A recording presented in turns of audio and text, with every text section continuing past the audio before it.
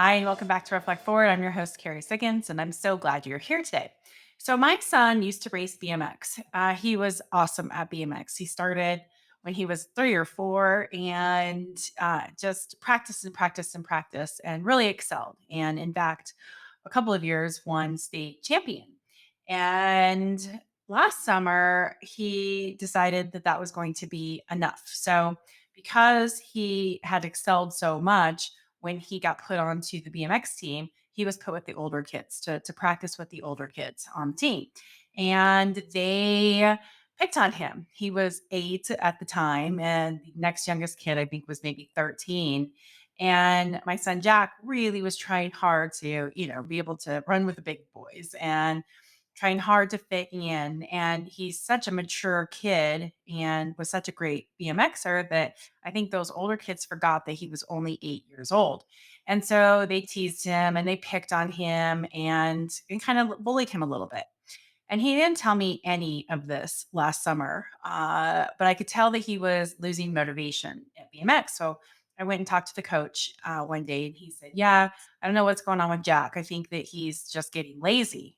Now, you can imagine that that's a trigger word, right? Like, oh, lazy. Like, first of all, to call a kid lazy is tough. And then also to have your kid called lazy is tough. But I thanked the coach for the feedback and I said, okay, let me go home and talk to Jack. So I went home and sat down and asked him what was going on with BMX. And he said, I just don't like it anymore. And so then I told him what the coach said. And he just burst into tears. And he started telling me what had been happening at practice all summer and that he had been afraid to tell me because he didn't want to get picked on even more. And he was trying to handle it himself, trying to really, make sure that he was acting like one of the older kids. And so I can, as you can imagine, I was pretty upset because what is the coach doing? Right. I mean, my son is 8 years old and we had had a talk about the fact that if it wasn't the right fit for him to be practicing with the older kids, we would move him down with the younger kids, but he was going to keep an eye on it and let me know. And that just didn't happen. So we deal with this with the coach and he handles it just fine. And the parents call me and everybody apologizes to Jack. And one of the kids who happened to be his friend, who was also kind of the ringleader and kind of picking on Jack, told him, please don't quit. Please don't quit. Race this last race. So race the state championship. And so Jack agreed. And so 3 weeks after all this went down, we traveled to the state championship. Jack races his heart out. He crashes in the mains, comes back, passes kids to take third place. I was cheering and yelling. I was so unbelievably proud because he crashed and he knew that he wasn't going to win first place, but he didn't give up. He got on that bike and he rode his heart out to come back and try to place. So I was so incredibly proud of him. And as we were driving home from the race, he says, okay, that's it. I'm done. I committed. I said I was going to ride in the championship race and I did. And I don't want to play BMX or ride BMX anymore. Okay, no problem. I understand. He's like, I want to play ball sports. So that brings me to a couple of nights ago. I'm tucking him in to bed and he says, Mom, do you think I would be any good at BMX anymore? And I said, well, of course, if you go out and practice, but you're going to be a little rusty since you haven't been on your BMX bike for over a year, almost a year. And he says, I think I might want to race again, but I'm afraid to go back because what if they make fun of me? They're going to tease me. So why would they tease you? Or they're going to tease me because I quit, and then they're going to tease me because I'm not as good as I used to be. It's like, well, why do you want to race BMX? Do you want to race BMX because you want to win, because you want to be as good as you used to be, or you want to race because you miss it? And he said, well, I want to race because I miss it. He said, Mom, you know, I'm really not that competitive of a person. And I'm okay if I don't win. And, but I think that people expect me to win, especially because I used to be good. And so I am having a hard time because I'm not competitive. I just want to do something for fun. And so I gave him a huge hug and we had a talk around it's okay to be you, right? You need to be yourself. And there's so much pressure to try to be what you think other people want you to be in life. And it starts happening as a young child, right? Here he is, 9 years old, grappling with, I'm not that competitive, but I think I should be competitive. So I'm trying to be competitive. Really, I just want to play to have fun. And so I told him this. I said, you need to be you. The best thing that you can do in your life is to let go of your attachment to what other people think of you. Live your life. If you want to go out there and you want to ride BMX for the love of it, that is awesome. In fact, more of us should do that because so much of us lose the joy in what we do because we're so busy trying to compete, trying to win, trying to be what somebody else thinks we need to be rather than just doing it for the joy of exercising or learning or growing or whatever it is in life. So be yourself and let your attachment to what other people think of you go. You do you. It's the best piece of advice I could give you. If you want to go out there and you want to ride BMX, I will take you to the track. You can practice in private. You can decide if you want to race or not. You can do whatever you want, Jack. That's what you get to do with your life. And he gave me a big hug and he said, thanks, mom. I always feel better when we talk. And the next morning he came to me. He said, I don't think I want to ride BMX anymore. I think I really want to just stick with ball sports. I want to play soccer. I want to play football. I want to play basketball. I want to play golf. And so I said, okay, great. That's fine. This is the time where you get to explore to do all of that. But it really made me pause because I spent much of my childhood, adolescence, teenage years, adulthood, early adulthood trying to be what I thought other people wanted me to be.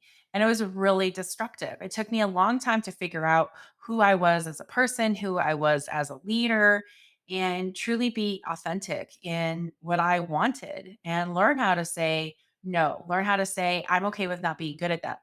Learn how to say, I'm okay with not focusing on that. Instead of trying to be what I thought other people wanted me, be good at everything, make sure that I didn't say, well, I don't know, right? All of that really was a toxic time in my life because starting from a young age, I was trying to make people like me. And so I wanted to share this story with you because I think that we can all relate. Everybody at one time in our lives has tried to be what we thought other people wanted us to be and have maybe lost a little bit of ourselves or lost our way. And maybe you're in that right now. And I really want to encourage you to be okay with being you and learn your strengths and weaknesses and go after what you want. You have one life to live and you can't live it for other people.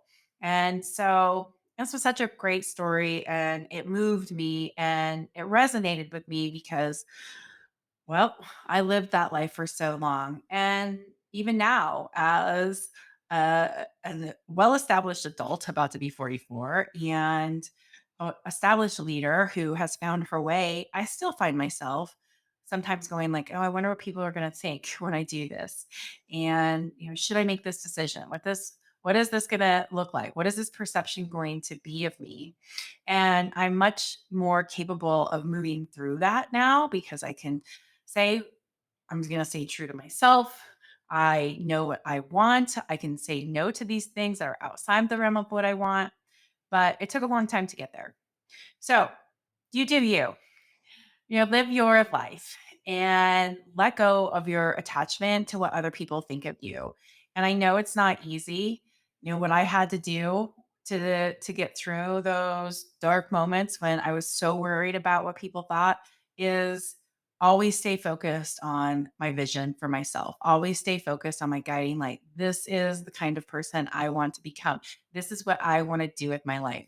Whenever I would feel that pull of like, well, maybe I should do this, maybe I should do that, I could always come back to my vision for myself. And that is, I want to be an impactful leader. I want to be a great mother. I want to have some leisure time so that I enjoy my life. I'm going to be true to myself and say what needs to be said, even if it's not always popular, because that's how I stay grounded in truth and integrity to myself. Those are the things that I really focus on to help me stay grounded. All right. Well, hopefully that story was enjoyable to you. It was something that really hit me hard, and I'm so proud of my son and his journey to figure out who he is. And watching him do it at 9 years old is really quite remarkable. So, all right, my question of the week comes from somebody at a keynote speech that I gave. I was talking about self leadership, in particular self care, and she asked me afterwards, how do you manage stress? As a leader, you have to be on all the time and you have to set the example. And sometimes I feel really stressed and I don't show up as my best self. How do you manage that? That's such a great question. There's so much pressure on leaders today to show up as their very best selves, to power through, to be the role model, to engage their employees, to create culture. And it is our responsibility as leaders to do that. But it's not always easy, right? Especially when we're feeling burned out too, or feeling stressed, or have personal things going on in our lives. And so I could relate to her because some days I don't show up as my best self. And I need to work through that as quickly as possible because my employees are relying on me. They're relying on me to make sure that we are leading a steady ship in these crazy rough waters, organizing the chaos that's going on around us. And if we don't hold ourselves together, it's really hard to expect our employees to hold it together. So here are a couple of things that I do. One, I get weekly massages. This is my best way of managing stress. There is something amazing about having human touch, right? Helping you relax. The endorphins that are released when you get a massage, it's seriously the best thing that I have found. I've tried lots of different things for stress management, but that is something that is really, really works for me. So that hour and a half that I have every week for my massage, that's my time where I can treat myself, where I can relax and where I can reduce stress. So I really encourage you to find that, whatever it is for you, to make sure that you're blocking off that relaxing time. And this should not be exercise. This should be something that truly helps you take it down.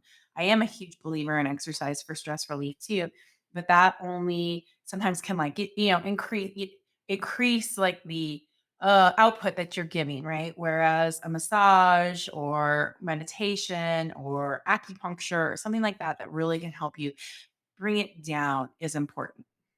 So that leads me into exercise. I'm a huge believer in that exercise can fix everything. Going for a walk, going for a run, getting on my Peloton. It's amazing how much better I feel when I get a little bit of exercise. So I try to make sure that I move my body every single day for stress relief. In the moment, when I'm feeling really stressed out, breathing. I'm a huge believer in box breathing. And that's when you breathe in for 4, hold for 4, exhale for 4, hold for 4. Inhale for 4, hold for 4, exhale for 4, hold for 4. It is amazing how that will slow your heart rate and help you feel less stressed in a moment. So, definitely breathing exercises are a great way to be able to make sure that you're staying focused, that you can calm yourself in the moment. Breathing can be done anywhere. And then just in general, right? How do I reduce my stress? I make sure that I say no to everything that I can possibly say no to. And that's not always easy to do. Sometimes as leaders, we feel really pressured to take on more, to be involved in everything. And really, you have to just say no. So, my guiding principle, kind of what I talked about earlier, it's make sure I'm a great CEO, make sure that I'm a great mom and wife. Like, how am I showing up for my family? And that the thing is how am I taking care of myself? I want to be healthy spiritually, physically, mentally, emotionally. And if it's outside of those three things, then I say no. And that's tough because that means that I don't necessarily like give back to my community as much as I would love to. I would love to volunteer more. I would love to get involved in more community things, but I can't do that right now at this time in my life with a young child and running a big company. I have to say no to some things. And so, really creating boundaries about how I use my time. I also highly recommend that you set boundaries on the hours you work. I do not work past 6 o'clock every night. I just don't. If it has to get done the next day, it has to get done the next day. We have to set boundaries around our time, because otherwise we don't give ourselves time to relax and to recover. So making sure that you are saying, I need to be my very best self, and here's what I need to do it with boundaries. Here's what I need to do it with how I take care of myself. And then the last thing I want to talk about is mindset. And there's lots of different ways to focus on your mindset, but the way that I really do it is I try to turn everything into a gift, every challenge into what could come from this, and look for that gift. Look for the power of the lesson. And so when you switch your mindset from, oh, this is so hard, I'm so stressed, I have this challenge to, there's going to be a gift in this. I'm going to learn so much about myself, about this project, about uh, a new skill or talent. It helps you focus on the positive, even when you're feeling pretty negative. So I was just doing this last night. I was telling myself a story about not being able to get something done. I looked at my email and I was like, "Oh my god, there's 15 emails that I haven't replied to. I feel so bad. I need to sit down right now and get them done." And I said, "No, I'm going to change my mindset with that. All those people there know that I am a busy leader, and they're going to forgive me for not getting back to them. So, what I'm going to do is set aside an hour on Monday morning, and I'm going to go in. I'm going to flag all the emails I need to reply to, and then I'm going to go back and reply to them. And I'm going to just spend an hour doing that so that I feel like, okay, I've done that. I've cleared it out. And I don't have to feel guilty. And I was like, okay, then I could compartmentalize it and let it go, leave it alone. But I had started to get into that story of people are going to judge me and I'm a bad leader because I haven't responded to these emails. And that's just not true. I'm busy. And everybody's going to understand. And I can change my mindset and set something much more positive in place and have a much better mindset about it. So, anyway, those are some of my tips. It's not easy, right? The pressure is on for sure, but you have to protect your time. You have to protect your well being if you want to be able to show up as your very best self your for your team. And you can only do that when you're doing things that help you stay in that positive mindset. So, those are my tips. All right. I hope you have a fantastic day. Thank you for joining me on this episode of Reflect Forward. If you like this podcast, please write a review, send it to a friend, rate it, share it. It helps with the algorithms, and I always appreciate it. Thanks so much. Take care.